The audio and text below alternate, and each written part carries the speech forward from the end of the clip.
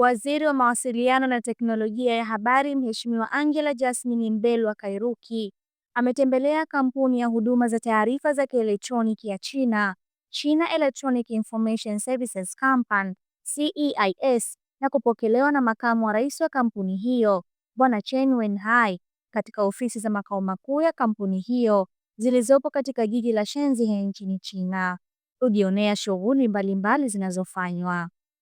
Ziara hiyo ya kikazi ilifanyika tarehe 22 Januari 2026, ikilenga kuimarisha ushirikiano wa muda mrefu katika serikali ya Jamhuri ya Muungano wa Tanzania na Jamhuri ya Watu wa China kwa kubadilishana uzoefu na kuleta mabadiliko ya kidijitali kupitia teknolojia za kisasa.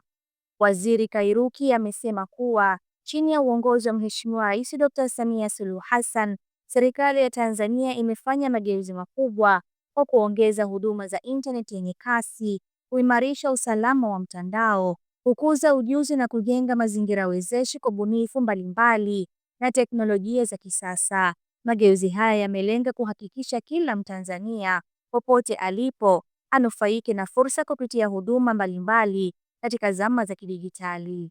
Tunatambua fursa kubwa za ushirikiano katika maeneo mbalimbali ikiwemo utengenezaji na uunganishaji wa vifaa vya tehama, maonesho ya kikanda ya vifaa vya kielektroniki, kujenga uwezo kwa vijana wabunifu na wahandisi, pamoja na huduma za wingu na suluhishi za kidijitali zinazochochea ukuaji wa uchumi wa kidijitali, alisema Waziri Kairuki.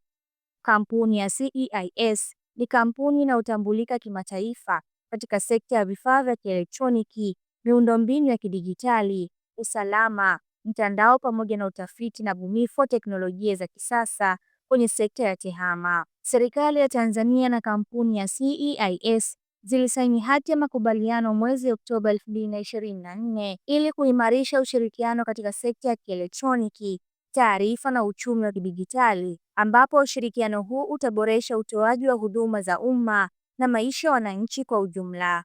Makala hii imeandikwa na Tanzania Media House Center na imesomwa nami Zahra Omari kupitia Tanza TV. Popote tunakufikia.